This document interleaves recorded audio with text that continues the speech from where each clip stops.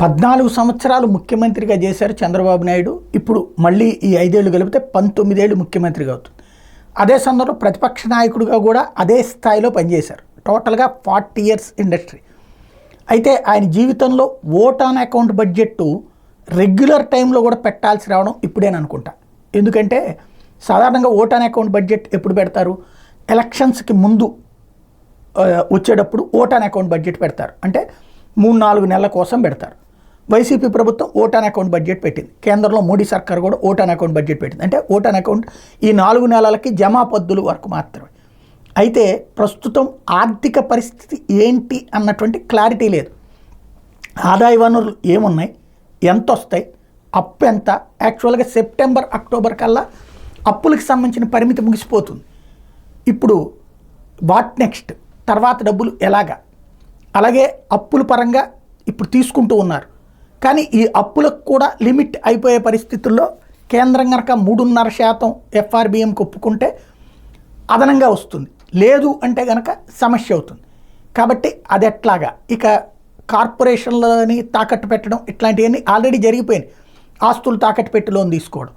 ఇప్పుడు వాటిట్లో ఎలాంటి వనరులు తయారు చేయాలి అన్నది ఇప్పుడు బాబు సర్కార్ ముందున్నటువంటి అతిపెద్దదైనటువంటి ప్రశ్న. దానికి తోడు ఓట్ ఆన్ అకౌంట్ బడ్జెట్ కాకుండా జనరల్ బడ్జెట్ అయితే ఏం కావాలి, సంక్షేమ పథకాలకు సంబంధించి ఏదైతే ప్రభుత్వం చెప్పినటువంటి హామీలు, మహిళలకి అందరికీ ఎంతమంది ఉంటే అంతమందికి తలా 1500 రూపాయల డబ్బులు, అట్లాగే రైతులకి 20,000 రూపాయలు, అమ్మఒడి ఎంతమంది పిల్లలు ఉంటే అంతమందికి డబ్బులు, ఇవన్నిటిని బడ్జెట్లో చూపించాల్సి ఉంటుంది. సూపర్ 6 పథకాలు మేము అధికారంలోకి వచ్చిన వెంటనే అమలు చేస్తామన్నారు. నవరత్నాలు జగన్ అధికారంలోకి వచ్చిన ఏడాదే అమల్లోకి తీసుకొచ్చేశాడు. పెన్షన్ పరంగా అయితే చంద్రబాబు గారు ఇప్పటికే లైన్లోకి తీసుకొచ్చేశారు. బట్ ఈ సంక్షేమ పథకాలకు సంబంధించిన ఈ సూపర్ 6 బడ్జెట్లో పెట్టాల్సి ఉంది. అన్న క్యాంటీన్లని ఆల్రెడీ పెట్టబోతున్నారు, బాగానే ఉంది. ఇప్పుడు అది బడ్జెట్లో పెట్టాలి అంటే డబ్బులు చూసుకోవాలి.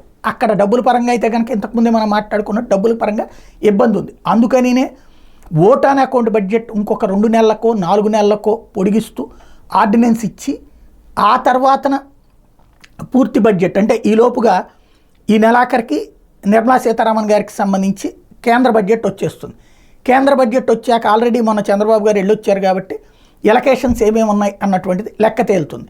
మనకి ఆంధ్రాకి ఏమేమి వస్తాయి అన్నటువంటిది, అలాగే కేంద్ర పథకాలు ఏంటి, ఆ పథకాలకి రాష్ట్రానికి వచ్చేటటువంటిది ఎంత తేలుతుంది. కాబట్టి అది లెక్క చూసుకుని అయితే వచ్చే నెలలో పెట్టేయచ్చు బడ్జెట్. కాబట్టి ఈ నెలలోనే బడ్జెట్ మీటింగ్ జరుగుతున్నది కాబట్టి ముందు ఓట్ ఆన్ అకౌంట్ బడ్జెట్ ఒక 2 నెలలకో 4 నెలలకో పెట్టి ఆ తర్వాత సెట్ చేసుకోవాలనుకుంటారు. మంచి ఆలోచన. ఎందుకంటే ఒక స్పష్టత వస్తుంది.